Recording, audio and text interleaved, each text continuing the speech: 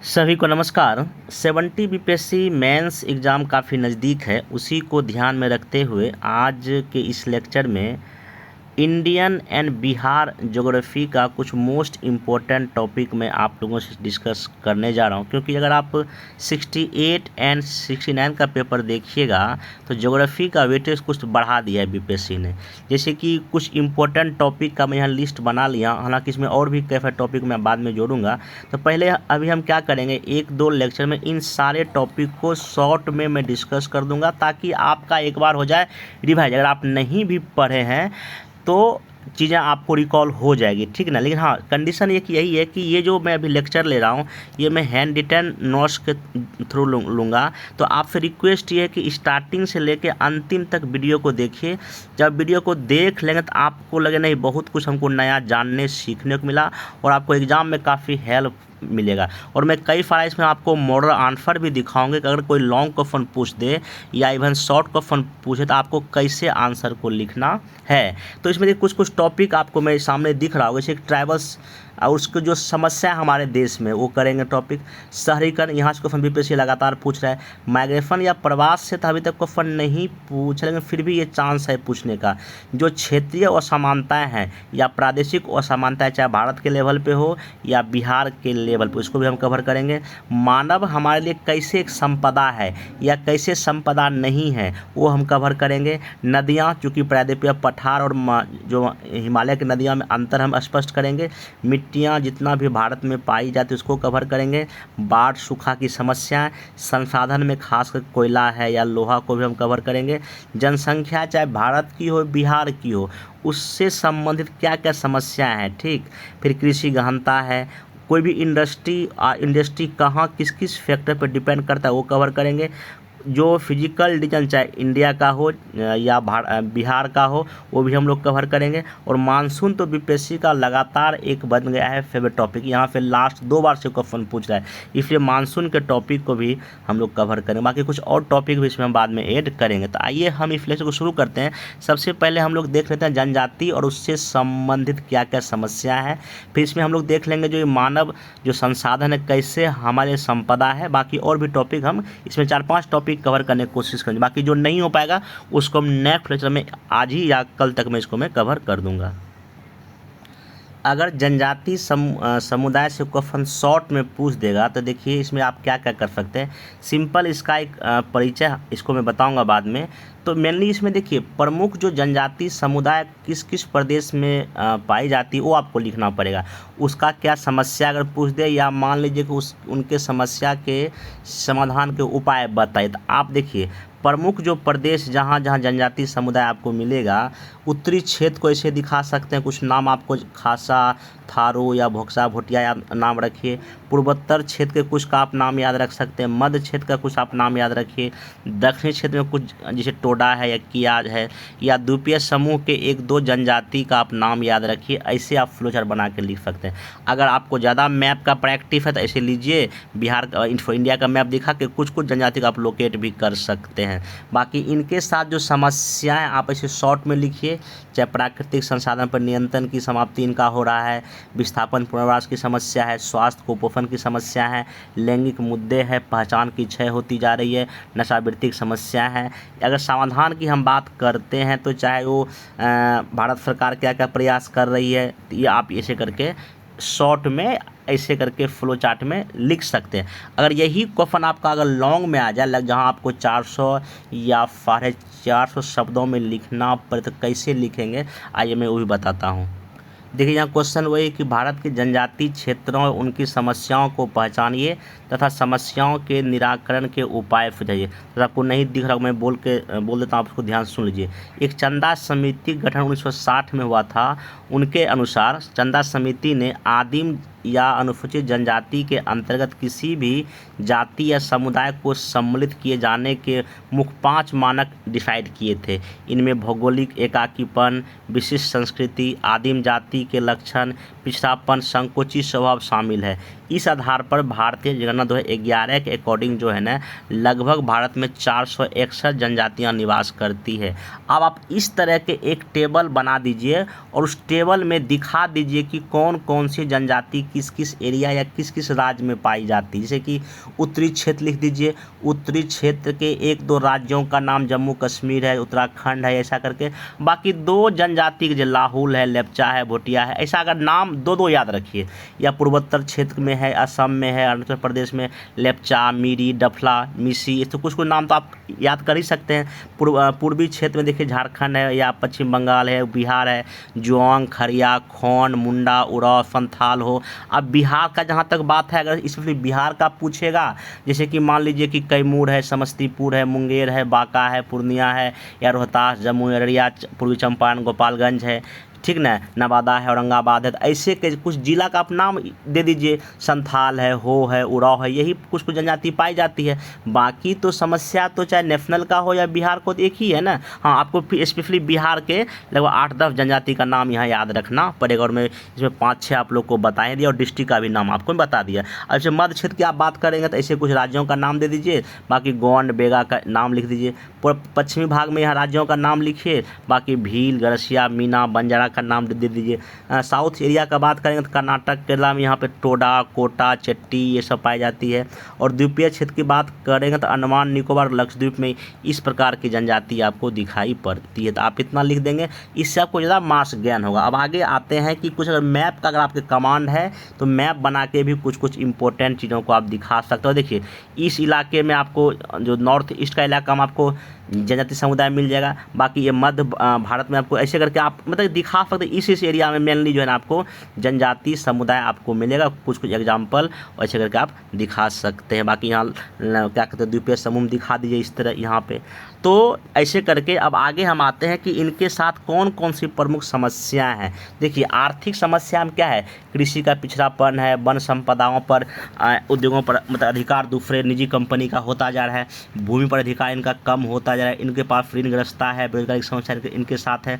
सामाजिक समस्या की बात करते हैं तो ये शहरी सभ्यता के साथ आज भी ये मतलब कि नहीं संयोजन कर पाए हैं। विस्थापन की समस्या, क्योंकि विभिन्न प्रोजेक्ट के जरिए इनका विस्थापन हो जा रहा है।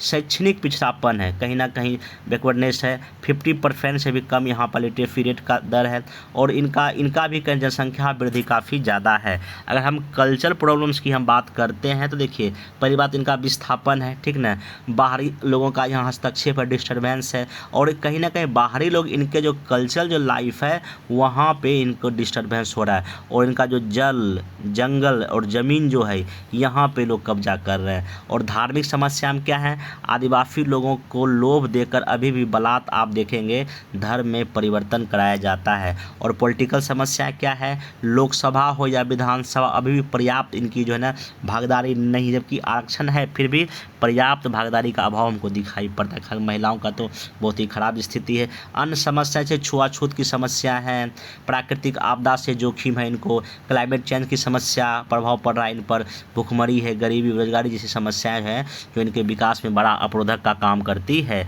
अब इस प्रकार हम देखते हैं जनजातीय जो समुदाय है कई तरह की समस्याएं से जुड़ी हुई, लेकिन हालांकि यहाँ पे केंद्र सरकार कई तरह की योजनाएं भी चला रही है। जैसे एक है समेकित जनजातीय विकास कार्यक्रम चलाया जा रहा है, जनजातीय उत्पाद के खरीदारी के लिए ट्राइफेड बनाया गया है, गरीबी निवारण हेतु समेकित ग्रामीण विकास कार्यक्रम चल रहा है।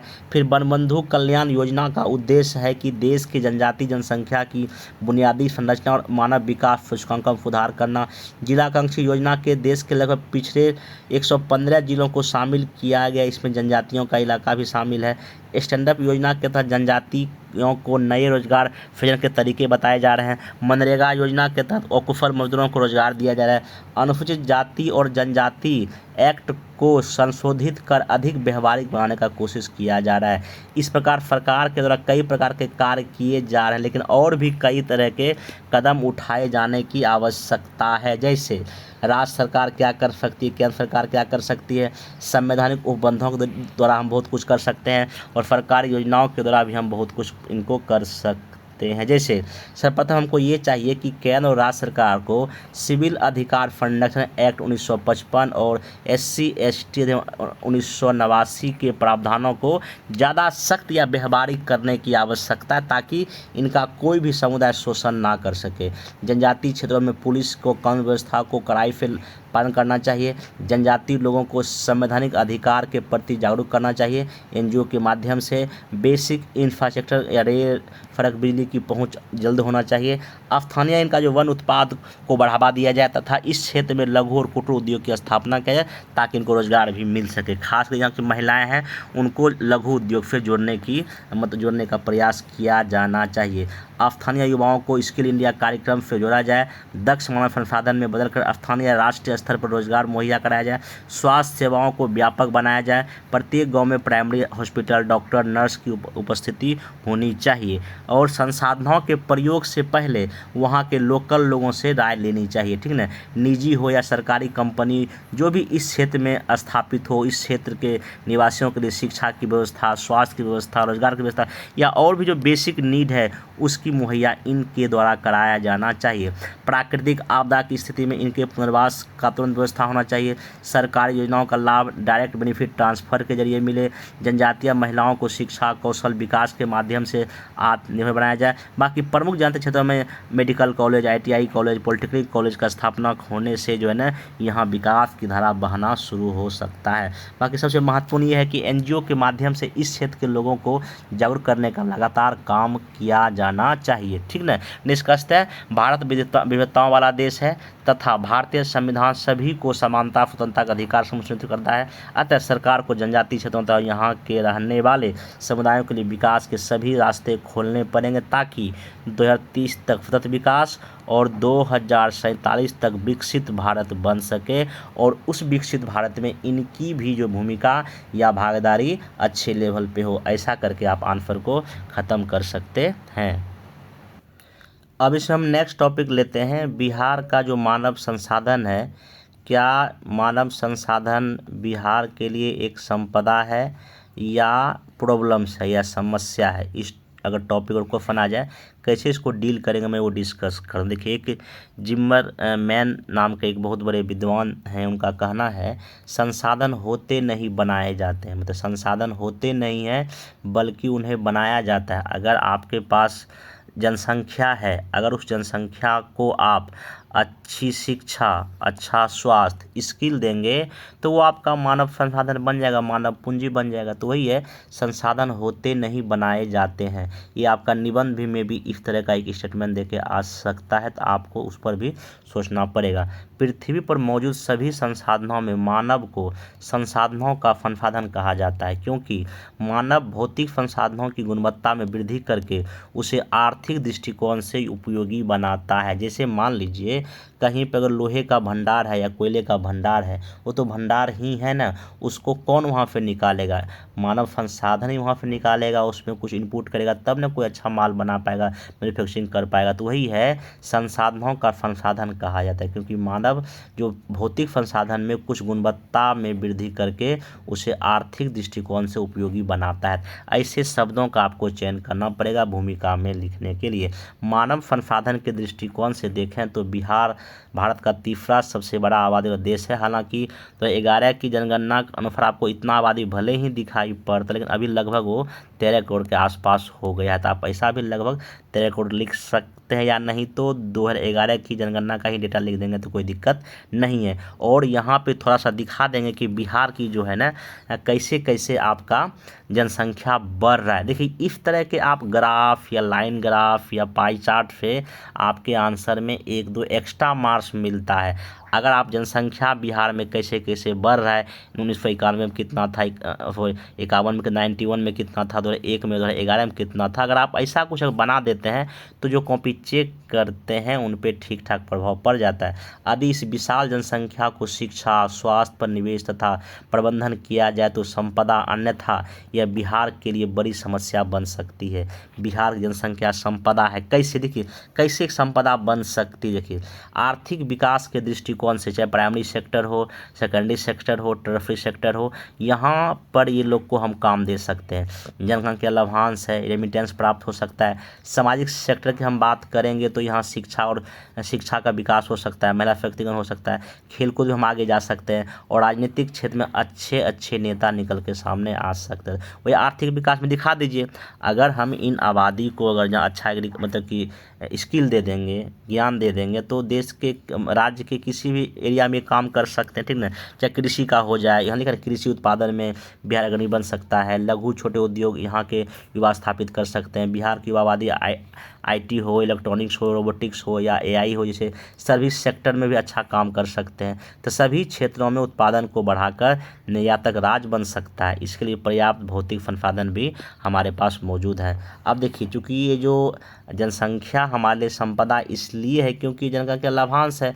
ये डेटा है 19 और 20 के सर्वे का। उस सर्वे में कहा गया था बिहार में कार्यशील उम्र का प्रतिशत लगातार बढ़ता, जैसे कि 11 में इतना प्रतिशत था, 21 में 48 हो गया है, तो 31 में लगभग 55% हो जाएगा और 41 आते आते लगभग 58% या इससे भी अधिक जो है ना यहाँ युवा वर्ग होंगे। और बिहार और बाकी राज्यों से यंग राज्य है, ये बिहार के साथ सबसे बड़ा क्या आपका है एडवांटेज है, ठीक है ना। अब अगर ये इन सब जो यंग आबादी अगर जो अच्छे स्किल के साथ अदर देश जाते हैं, वहाँ से हमको रेमिटेंस की प्राप्ति हो सकती है, ठीक ना। सामाजिक क्षेत्र में अगर बात करते हैं तो अच्छे शिक्षक को ट्रेनिंग देकर प्रत्येक स्कूल में नौकरी दी जाएगी। शिक्षा ही सबसे बड़ा सुधार। अगर यंग आबादी को अगर अच्छा उनको ट्रेनिंग दिया जाए, वो टीचर बन जाएंगे। वो अगर टीचर बनेंगे तो और भी बेहतर रिजल्ट सामने निकल के सामने आएगा। स्वास्थ्य क्षेत्र में अच्छे डॉक्टर और नर्स हो सकते हैं। जीविका दीदी कई तरह के आर्थिक क्रिया में कर ही रही है, ठीक ना। अगर हम राजनीतिक क्षेत्र की हम बात करते तो अच्छे अगर नेता बनेंगे जो कि करप्शन या और जातिवाद को ख़त्म करने का कोशिश करेंगे।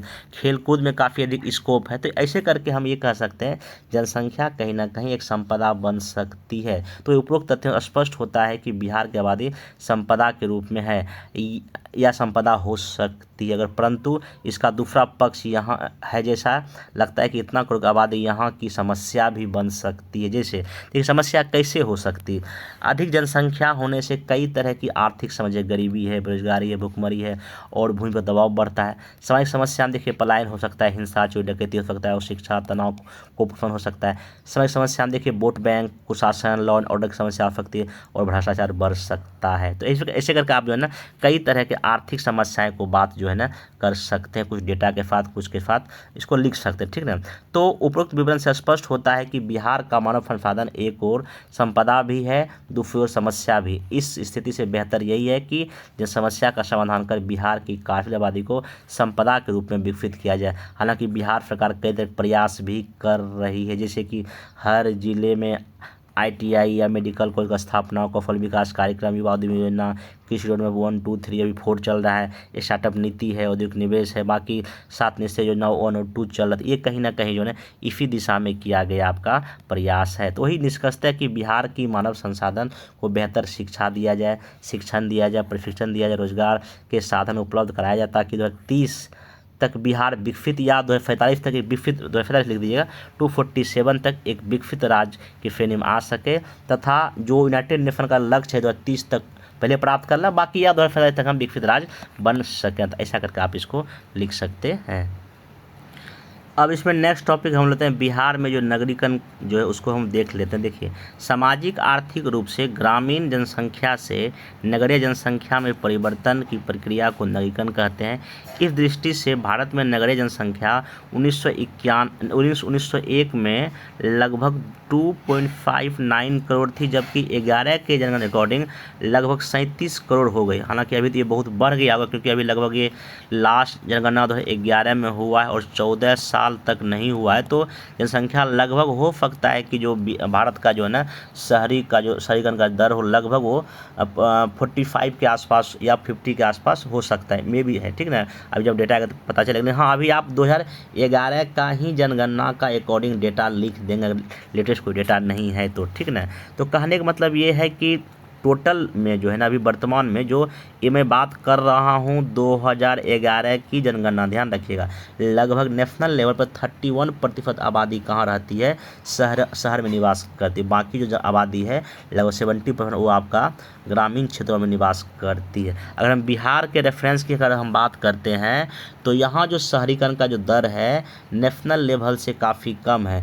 11 के जनगणना के अकॉर्डिंग जो है ना राज्य की कुल जनसंख्या का मात्र 11.3% जनसंख्या इस शहरों में निवास करती है। हालांकि अभी जैसे कि आपका देखिएगा जो है ना जो शहर को बढ़ाया गया, लगभग 16% अभी जो है ना आर्थिक सर्वे कहती है लगभग 16% आबादी जो है बिहार में शहरीकरण का हो गया है। लेकिन हाँ आप मेरे ख्याल से 2011 का जनगणना लिखे तो कोई दिक्कत यहाँ पे नहीं है। हाँ ऐसे करके आप जब भी कभी शहरीकरण का अगर मतलब आंसर लिखें तो इस तरीके से आप एक लाइन ग्राफ बना सकते हैं। इसीलिए मतलब हम नहीं कहते कि आप हर एक ईयर को लिखिए, 1901 डालिए, 1950 डालिए और 2011 डाल दीजिए और ऐसे करके एक मोटा मोटी लाइन ग्राफ खींच दीजिए। एग्जामिनर को ये लगे कि नहीं इसको देखिए लिखने का अच्छा से तरीका पता है, ऐसा करके आप 1-2 नंबर एक्स्ट्रा गेन कर सकते हैं। ठीक है, आगे बढ़ते हैं। आप देखिए अगर बिहार में अगर हम बात करते हैं, बिहार में जिला स्तर पर नगरीय जनसंख्या में विषमता देखने को मिलती है। जैसे पटना में लगभग 43% लोग शहर में रहते हैं, जबकि बाका वही 3 से 4% लोग शहर में रहते हैं। मतलब काफ़ी हमको असमानता दिखाई पड़ती है। बिहार में कुल 199 शहरों में से 26 की जनसंख्या 1 लाख से अधिक है। 1 लाख से अधिक वाले पटना है, भागलपुर है, गया है। 50,000 से लेकर 99,000 तक के बीच में मधेपुरा, कैमूर, मतलब कि ऐसे करके देखिएगा ना कि 199 शहरों में जो है ना मतलब काफ़ी असमानता आपको दिखाई पड़ती है। आखिर बिहार में जो है इतना कम नगरीकरण का क्या वजह है, तो देखिए कारण आप क्या लिखेंगे। जैसे आर्थिक कारण में देखिए यहाँ ये है लगभग अभी भी जो है ना यहाँ बहुत सारे लोग जो है ना कृषि पर निर्भर है, आधारभूत संरचना का अभाव है, सेवा क्षेत्र की कमी है, गरीबी। देखिए सेवा क्षेत्र अगर होगा तो शहर बनेगा, सेवा क्षेत्र की एक्टिविटी कम होती है इसलिए आपका गरीबी मतलब शहरीकरण यहाँ मतलब कि कम है। प्राकृतिक कारण जैसे खनिजों का अभाव है, बाढ़ सूखा आ जाता है, पर्यावरण है, प्रदूषण है और यहाँ एक लैंड लॉक की स्टेट भी है। सामाजिक कारण में देखिए शिक्षा का निम्न स्तर होना, विश्व स्तरीय शैक्षणिक संस्थानों का अभाव होना। अगर अच्छे शैक्षणिक संस्थान होता है तो अपने आप शहर डेवलप हो जाता है। जातिवाद है, प्रवास की समस्या है और कहीं ना कहीं प्रशासनिक उदासीनता भी इसका एक बड़ा कारण हम मान सकते हैं। तो बाकी इसी चीज़ को आपने ऐसे करके इसको व्याख्या कर दीजिए, आपके पास जो भी लेखन क्षमता है ऐसे करके आप आराम से क्या कर सकते हैं। अगर लॉन्ग पूछा है तो आप ऐसे करके पॉइंट वाइज में चीज़ों को इसको वीडियो पॉज कर लीजिए, पढ़ लीजिए तो इतना आप लिख सकते हैं।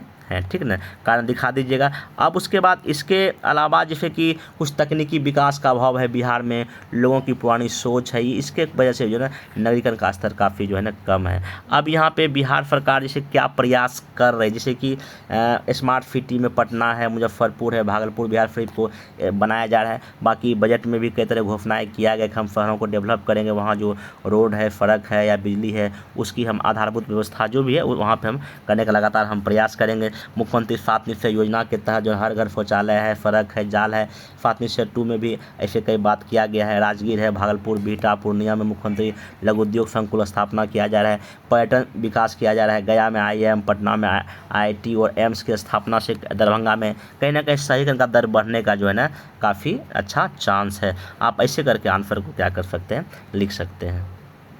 अब इसमें हम नेक्स्ट टॉपिक बिहार का प्रवास का लेते हैं। अगर प्रवास से अगर क्वेश्चन पूछे देखिए क्या क्या आप इसमें लिख सकते हैं। देखिए समान शब्दों में जनसंख्या के किसी एक स्थान से दूसरे स्थान पर जाकर बसने को हम प्रवास कहते हैं। ठीक ना, भारतीय जनगणना के अनुसार प्रवास 2 आधार पर परिभाषित किया गया, एक तो जन्म स्थान के आधार पर, दूसरा निवास स्थान के आधार पर। यदि जन्म का स्थान गणना के स्थान से भिन्न हो, ठीक ना, अगर जन्म का स्थान जो है ना गणना का स्थान से भिन्न हो तो उस प्रवास बोलेंगे। निवास यदि निवास का पिछला स्थान गणना के स्थान से क्या हो, भिन्न हो। ये 2 बेसिस पे हम इसको प्रवासी को डिफाइन करते हैं। उपरोक्त दोनों बेसिस पर जो है ना 11 की जनगणना के अनुसार जो है लगभग 35 करोड़ लोग जो है ना आपका ना प्रवास में है। ठीक ना, अब देखिए यहाँ प्रवास में जो सबसे बड़ा जो एक डेटा निकल के सामने आता है, जैसे कि बिहार में कुल प्रवासी 2.7 करोड़ है, इसमें 2.3 करोड़ तो महिलाएं हैं। जैसे कि महिलाएं जो शादी होता है एक गांव से दूसरे गांव में चली जाती है ना, तो महिलाओं का प्रवास ज़्यादा है, इसलिए जो ना आपको लगभग 35 ओवरऑल बिहार पूरे देश के लेवल पर देखिएगा ना 35 करोड़ प्रवास में तो महिलाओं का प्रवास ज़्यादा इसलिए ऐसा दिखाई पड़ता है, ठीक ना। और बिहार में अगर काम के बदले जो दूसरे राज्य में जो पुरुष जाते हैं लगभग वो अभी लगभग हम कह सकते हैं कि 40-50 लाख के रेशियो में है। तो देखिए डेटा का जहाँ तक बात है ना, कई लोग कमेंट करते हैं कि ये डेटा गलत है। देखिए डेटा में थोड़ा सा आप लगभग शब्द का यूज कर लीजिएगा, ठीक ना, लगभग अप्रॉक्स लिख के आप निकल सकते हैं। हाँ, लगभग बिहार से लगभग 40 लाख या 50 लाख के आसपास लोग ने प्रवास करके दूसरे राज्यों में या दूसरे देशों में जाते हैं, ठीक ना, ऐसा लिख सकते हैं। अब बिहार में देखिए 3 तरह की धाराएं हैं प्रवास का। एक तो अंतर्राष्ट्रीय लोग जाते हैं, अंतर्राष्ट्रीय प्रवास है। देखिए सिंपल आप देखिए कि आंसर को कैसे कई डायमेंशन में ब्रेक कर सकते हैं। अंतर्राष्ट्रीय प्रवास है, प्रदेशांतर है और अंतः प्रादेशिक। देखिए इसमें क्या लिख सकते हैं, देखिए अंतर्राष्ट्रीय में क्या लिखिए, पटना क्षेत्रीय पासपोर्ट कार्यालय रिपोर्ट के अनुसार औसत लगभग 3 लाख प्रतिवर्ष से अधिक, मतलब 3 लाख लोग विदेश जाते हैं। 3 लाख या 4 लाख, ऐसे लगभग 3 से 4 लाख लोग विदेश जाते हैं, ऐसा आप लिख सकते हैं, कोई दिक्कत नहीं, ठीक ना। उसके बाद जो है ना बिहार से अच्छा खासा लोग जो है नेशनल लेवल पर जो ना दूसरे देशों में जाते, चाहे वो क्या कहते हैं सऊदी अरब हो या और कई सारे देशों में लोग जाते हैं। और ये जो प्रवास करते कहाँ से, सिवान से, गोपालगंज से, पटना से, यहाँ से ज़्यादा लोग जो है ना ये खाड़ी देश में जाते हैं। सऊदी अरब हो गया, अमन हो गया, ईरान हो गया, ऐसे देश जाके वहाँ अपना, या अमेरिका इंग्लैंड भी कुछ लोग जाते हैं। तो अगर आपको मैप बनाना आता है ऐसे करके यहाँ बिहार दिखा दीजिए, जहाँ जहाँ लोग मैक्सिमम जाते हैं इसे दिखा देगा आपको प्रैक्टिस है करने का। तो उसके बाद जो है प्रदेशांतर में ये देश के एक राज्य से दूसरे राज्यों में बीच जैसे होने वाले लोग, जैसे कि मान लीजिए कि लगभग 30 लाख प्रवासित यही हैं, जैसे कि 38 जिलों से, कहीं दिल्ली, कोई महाराष्ट्र, कोई पंजाब, कोई हरियाणा, कोई कर्नाटक, कोई तेलंगाना, ऐसे सब राज्यों में जाते हैं। आप देखिए ऐसे करके एरो दे दीजिए जहाँ लोग काम करने जाते हैं, ठीक ना। चलिए उसके बाद जो है ना, हाँ, कोविड-19 महामारी के कारण लगभग 20 लाख प्रवासी मजदूरों का रिवर्स माइग्रेशन, मतलब लोग जो है ना अदर राज्यों से कहाँ आए, बिहार आए। ये भी एक मोटा मोटी डेटा था, ठीक ना। और अपने राज्यों के अंदर भी प्रभाव है, कोई अगर जहाँ मान लीजिए कि भागलपुर का अगर कोई है तो चला गया मान लीजिए पटना काम करने के लिए, या अगर कोई मान कटिहार का है या किशनगंज का है तो कहीं और काम करने चला गया। वो राज्यों के अंदर भी प्रवास कुछ ना कुछ हमको देखने को मिलता है। बाकी महिलाओं का प्रवास तो हम इसमें आप नहीं लिखेंगे, कोई दिक्कत नहीं है। अब देखा प्रवास का क्या वजह क्या है, देखिए प्रवास का क्या कारण, देखिए एक तो भौतिक कारण, बाढ़ और सूखे की समस्या बिहार में है। आर्थिक कारण में गरीबी है, बेरोजगारी है, जीविका का साधन नहीं है, या उसके बाद सांस्कृतिक सांप्रदायिकता, हिंसा, जातिवाद, ये सब कुछ समस्या है। राजनीतिक कारण में देखिए जो कुछ जो है ना राजनीतिक में जो भी सरकार बनी है वो कहीं ना कहीं इन लोगों के लिए बेहतर काम नहीं कर पाए। तो आप ऐसे करके ना एक 5-6 डायमेंशन में आंसर को लिख सकते हैं। तो अब यहाँ पे ये है कि बिहार के लोगों का जो प्रवास के कारकों को हम प्रतिकर्ष या अपकर्ष में भी बांट सकते हैं। बिहार ग्रामीण क्षेत्रों में मुख्यतः गरीबी है, कृषि पर दबाव है, बेरोजगारी आदि कारण लोग प्रवास करते हैं। वही नगरों में शिक्षा है, स्वास्थ्य, मनोरंजन, ऊंचा वेतन, बेहतर जीवन पद्धति आदि की वजह से भी लोग गाँव से नगर की ओर प्रवास करते हैं, ठीक ना। तो बस वही मोटा मोटी बाढ़ का समस्या दिखा सकते हैं। देखिए बिहार के लिए कहा जाता है लगभग जो है आपका 12 में से जो है ना 3 महीने तो बाढ़ से उत्तर बिहार डूबा रहता है, 9 महीने का ही साल होता है, ठीक ना। बाकी साउथ में सूखे की समस्या हमको दिखाई पड़ती है, ये दिखा सकते हैं। और कई तरह की प्राकृतिक आपदाएं भी बिहार में आती है। फिर उसके बाद आर्थिक कारण में वही दिखाइए, जैसे अभी नीति आयोग का रिपोर्ट लगभग 33% गरीबी है, वहाँ पर दिखा दीजिए बेरोजगारी का दर है। तो रिलेटिव इस सब में कुछ आप रिलेटिव डेटा यहाँ पे लिख सकते हैं, कोई दिक्कत नहीं। बाकी बिहार में से लघु उद्योग है, कुटीर, इसका अभाव है, ठीक ना। ये सब आप यहाँ पे दिखा दीजिएगा तो आपका अच्छा आंसर हो जाएगा। बाकी सामाजिक और सांस्कृतिक में देखिए शिक्षा, अच्छे कॉलेज, अच्छे कई लोग पढ़ने दिल्ली जाते हैं, क्योंकि अच्छे कॉलेज की कमी है, या अदर राज्यों से इंजीनियरिंग करते हैं या मेडिकल का कोर्स करते हैं, क्योंकि बिहार में उसकी कमी है। तो आप यहाँ दिखा दीजिए स्वास्थ्य का भी अच्छा सुविधाएँ नहीं है, लोग स्वास्थ्य के लिए भी कहीं अदर राज्यों में जाते हैं। बाकी जातिवाद की भावना और सभी इसकी वजह से भी आपको जो है बिहार में दिखाई पड़ेगा। बाकी देखिए 1990 के दशक में ना कई जातीय हिंसाएं घटनाएं हुई। लोग हिंसा में कौन रहेगा, यहाँ लोग कहीं और चले गए, बाल बच्चे लेके चलो हम दिल्ली पंजाब कमाते हैं, यहाँ वहाँ शांति से कम जिएंगे ना। बाकी और भी कई सारे यातायात, बिजली, सड़क, ये सब अभाव की वजह से लोग जो है ना और जगह माइग्रेट किया या प्रवास हुआ है। अब देखिए ये जो प्रवास लोग करते हैं। देखिए इसका परिणाम क्या है। देखिए परिणाम, देखिए इसका 3-4 डायमेंशन। देखिए एक तो आर्थिक परिणाम हो सकता है, जनसंख्या का परिणाम हो सकता है, सामाजिक परिणाम हो सकता है, पर्यावरण परिणाम। देखिए क्या क्या आर्थिक, देखिए क्या है, जहाँ से जन्म स्थान को प्रवासियों द्वारा भेजे गए हुंडी से लाभ, अगर मान लीजिए बिहार के कुछ लोग अगर पंजाब गए हैं, दिल्ली गए हैं, तो कमा के तो पैसा भेजेंगे ना, तो यहाँ बिहार को फायदा हो जाता है, ठीक ना। वही पैसे का प्रयोग यहाँ के लोग भोजन पे, शिक्षा पे, स्वास्थ्य पे खर्चे करते हैं, तो एक फ़ायदा ये भी हो गया। दूसरा देखिए जो जहाँ ये लोग जाते हैं, जैसे कोई बम्बई चले गए, कोई दिल्ली चले गए, तो वहाँ आखिर कृषि का विकास होगा, उद्योग का। पंजाब हरियाणा में कई सारे मजदूर बिहार के जाकर वहाँ काम करते, धान के खेतों में या गेहूँ खेतों में, उनको फ़ायदा हो जा रहा है। उसके बाद ये है कि जैसे कि अगर लोग बिहार से गए दिल्ली, तो दिल्ली की आबादी बढ़ जाएगी, तो वही आबादी में वृद्धि हो जाता है। और सोशल कारण में देखिए यहाँ पे जैसे कि मिश्रित संस्कृति का जन्म हो जाए। अगर आप दिल्ली जाएंगे, दिल्ली में आप देखिए बहुत सारे बिहार के लोग हैं, तो वहाँ पे ना एक बिहारी कल्चर ही क्रिएट हो गया है। हाँ, लेकिन पर्यावरण की समस्या खड़ी हो सकती है।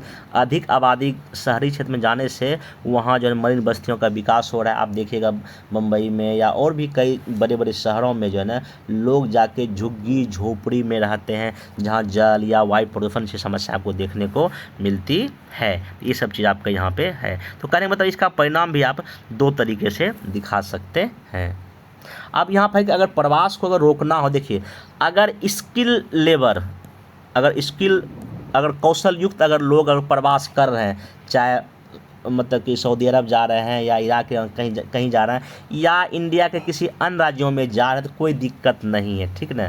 लेकिन हाँ, कोशिश ये होनी चाहिए जो अच्छे स्किल लोग हैं उसको कहीं ना कहीं लोकल स्तर पर ही रोज़गार दे दें, ताकि बिहार का विकास हो सके और 2045 तक बिहार एक विकसित राज्य भी बन सके। अब नेक्स्ट टॉपिक है बिहार में क्षेत्रीय असमानता, उसका क्या क्या उपाय हो सकता है। देखिए सबसे पहले हम लोग ये जानते हैं कि क्षेत्रीय असमानताएं होती क्या है, ठीक ना। विकास की प्रक्रिया में कुछ क्षेत्र पीछे छूट जाते हैं और कुछ क्षेत्रों में विकास ज़्यादा हो जाता है। फलस्वरूप क्षेत्रीय असमानताएं जन्म लेती है। आज़ादी के बाद से ही अब तक चलाई गई पंचवर्षीय योजनाओं में बिहार में भी विकास की प्रादेशिक भिन्नताएं हमको देखने को मिलती है।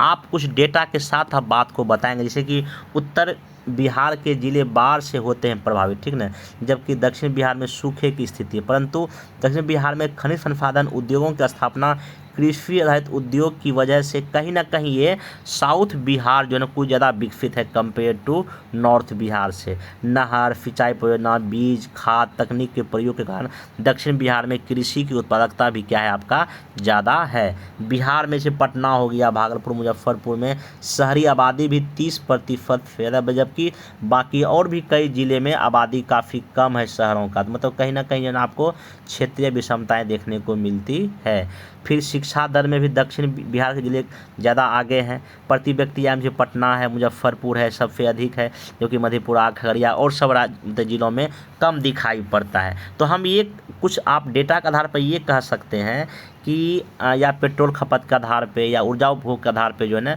हमको बिहार में क्षेत्रीय असमानताएं देखने को मिलती है। अब यहाँ देखिए ये जो क्षेत्रीय असमानताएं हैं इसको कम करने की क्या क्या रणनीति हो सकती है। पहला तो हमको क्या करना चाहिए, कृषि का विकास करना चाहिए, उद्योगों का विकास हो सकता है, बेसिक इंफ्रास्ट्रक्चर होना चाहिए, रोजगार सृजन होना चाहिए, महिला एम्पावरमेंट होना चाहिए, शिक्षा कौशल का विकास, नवीकरण करना चाहिए। मतलब कि ये सब करके जो है ना हम क्षेत्रीय असमानताओं को दूर कर सकते हैं। जैसे कि मान लीजिए बिहार के उत्तरी क्षेत्रों में जैसे मखाना है, लीची है, आम, इसका ऐसे उद्योगों की हम स्थापना करना चाहिए। इसके लिए सरकार से मुख्यमंत्री लघु या अति लघु संकुल योजना के तहत 8 संकुल की पहचान किया है, जिसमें मखाना का या लेदर का विकास तक की ये सब चीज़ किया जा रहा है। फिर उसके बाद अगर जहाँ आप आइएगा क्या सीमांचल के क्षेत्र में किशनगंज है, वहाँ चाय का चूँकि बागान है, वहाँ चाय का इंडस्ट्री डेवलप हो सकता है, ठीक ना, ये सब करके। तो कहने का मतलब ये है कि जहाँ जैसा स्कोप है, जैसे कि सीमांचल के पीछे जिलों में जूट कंपनी की स्थापना करनी पड़ेगी, वहीं मिथिलांचल में लीची, आम, मखाना या खाद्य प्रसंग इंडस्ट्री हम लगा सकते हैं। पश्चिमी जिलों में गन्ना व चीनी की मिल स्थापित किया जा सकता है। मतलब कि जिस बिहार में जिस एरिया में जो स्कोप जो संभावना है उसका उद्योग या उस आधारित करके जो है ना हम बिहार में प्रादेशिक असमानताएं को ख़त्म कर सकते हैं।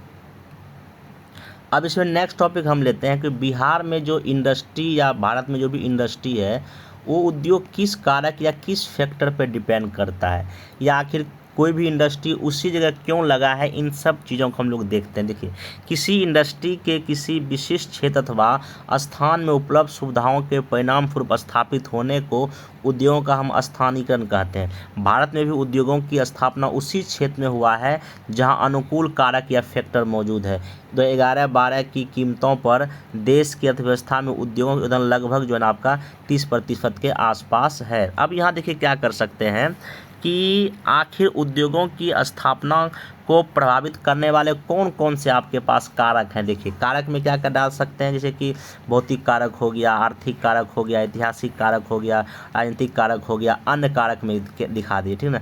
बाकी आप कुछ कुछ ऐसे करके मैप में भी बातों को दिखा सकते, जैसे कि यहाँ लौह उद्योग है या यहाँ जूट उद्योग है, यहाँ सूती वस्त्र उद्योग है, तो ऐसे करके, क्योंकि ये जहाँ जैसा मिनरल जैसा संसाधन वैसा वहाँ उद्योग लगा है। तो भारत के प्रमुख बड़े पैमाने पर उद्योग भौगोलिक दृष्टि से विशेष क्षेत्र में स्थापित होने के निम्न कारण है। देखिए, आप कैसे आप आंसर को लिखेंगे। देखिए, भौतिक या फिजिकल फैक्टर में क्या क्या, कच्चा माल, रॉ मटेरियल। भारत के पूर्वी राज्यों में पश्चिम बंगाल, उड़ीसा, झारखंड में लौह अयस्क कोयले का भंडार है, अतः अधिकतर लौह इस्पात उद्योग इसी क्षेत्र में, जैसे जमशेदपुर है, राउरकेला है, दुर्गापुर है, बोकारो लिख सकते हैं। गन्ना उद्योग का विकास मुख्यतः यूपी और महाराष्ट्र में हुआ है। सीमेंट उद्योग पड़ा है चुना पत्थर क्षेत्रों में स्थापित किया गया, राजस्थान में, या अगर आप सासाराम का एग्जाम्पल दे सकते हैं एक दो, ठीक ना। बाकी विद्युत होना चाहिए, इलेक्ट्रिसिटी। उद्योगों में मशीन को चलाने के लिए मतलब कि इंडस्ट्री का मतलब इलेक्ट्रिसिटी की आवश्यकता होती है, तो ये होगा तभी आप वहाँ पे जो है ना इंडस्ट्री डेवलप हो पाएगा। परिवहन की सुविधाएं होनी चाहिए, जैसे कि आप देखेंगे कच्चे माल को उद्योग केंद्र तक लाना या फिर बने बने माल को बाजार तक पहुँचाना। दिल्ली है, बम्बई, कलकत्ता जैसे महानगरों में औद्योगिक विकास मुख्यतः यातायात के कारण ही हुआ है। और अच्छा बाजार भी आपके पास होना चाहिए, तभी आपका इंडस्ट्री डेवलप होगा। आपके पास लेबर अधिक मात्रा में होनी चाहिए, तब इंडस्ट्री लगा सकते हैं, ठीक है। जैसे भागलपुर में सिल्क इंडस्ट्री है, या फिरोजाबाद में शीशा उद्योग, इसलिए क्योंकि वहाँ लेबर काफ़ी ज़्यादा है। सस्ती भूमि और जलापूर्ति भी होनी चाहिए। दिल्ली में भूमि महंगी होने के उद्योगों का विकास मेरठ में हुआ है, गाजियाबाद में हुआ है। मतलब दिल्ली में जो कि ज़मीन की कमी और महंगा भी है, तो आसपास के शहरों में ना इंडस्ट्री काफ़ी अधिक डेवलप हुआ है।